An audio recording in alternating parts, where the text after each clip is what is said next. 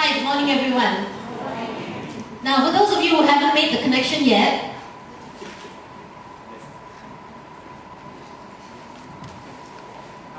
alright, for those of you who haven't made the connection yet, that's me. Okay? And that's not a self-point, I didn't draw it myself, and I thought they were very brave to do it.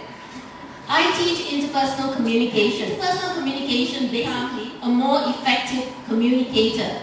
So students learn, according to the textbook, students learn how to learn, they learn how to influence, they learn how to play, and they learn how to do all these things much more effectively.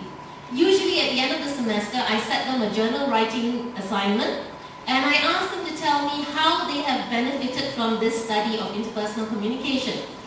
And usually I will get things like, I learned how to relate to my family better. I listened when my friend was not feeling too happy, and I was an attentive listener. And after reading 5 such scripts, it becomes very, very tedious, let me tell you, because they're basically saying the same things. So last semester I decided to try something a little bit different.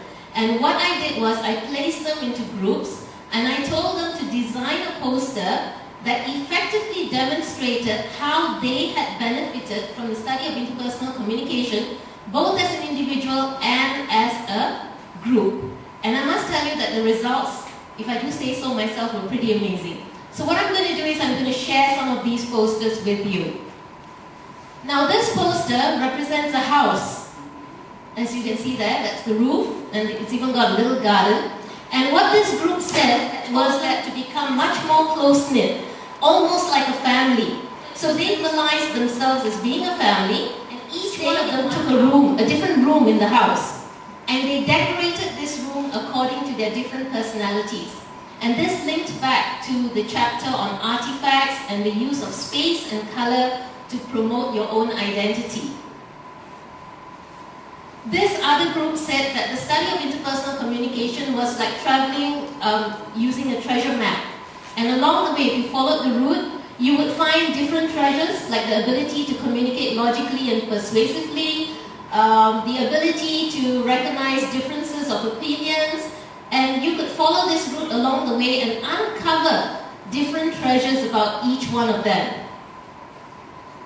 Now this next group talked about intercultural communication, and they said we all come from different cultures, even within that group itself. And they represented this by using all the different colors for each person. And if you learn how to communicate properly among the different cultures, you can then come together and paint a very pretty picture. This next group focused on love. And they talked about the different kinds of love, and they turned it into a board game. So you could take the journey of love, and as you go through this journey, love changes along the way. It becomes different types with the passage of time.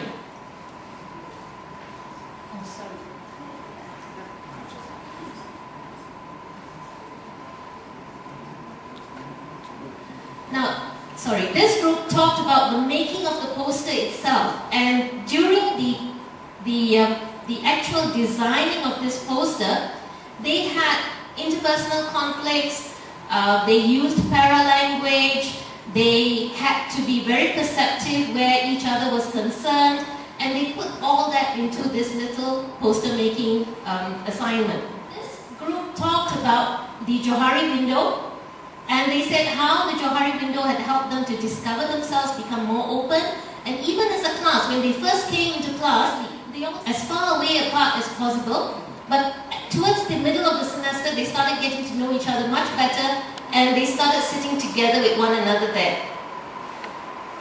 Not surprisingly, got their inspiration while they were brainstorming in Starbucks. And that's why you see all the Starbucks coffee cups here, okay? And what they said was that after learning about interpersonal communication, they understood how you could use things like love, power, wealth, and freedom, and if you could effectively learn how to use all these elements, you would then grow from being where you are now to becoming a much better and bigger person.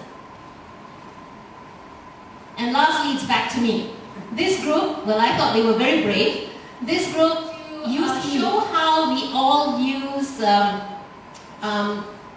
color, our clothes, what we use, our adornments, body adornments, to portray first impressions, and how first impressions are very important. So what you wear, how you carry yourself, how you speak, all these things add to a first impression.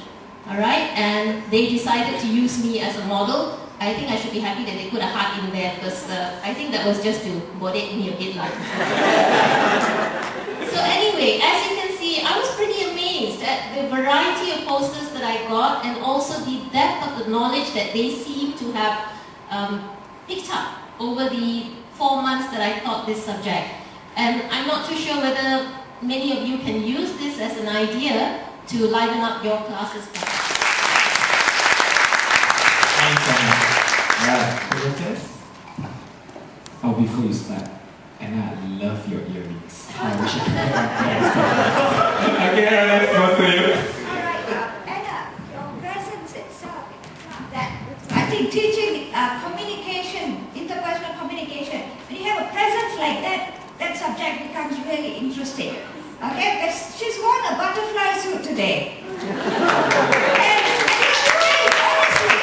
If you notice the poster of her, it symbolizes that whole thing about communication. You just have to stand there and everything about you is about interpersonal communication. So I think you did a great job, because all the posters showed reflection. And reflection is something that's very difficult for students to do written, but when it came to posters, they actually reflected very well on what they learned. And because your presence and how you conduct the class, I think that made quite a bit of a difference. Yeah? Good luck.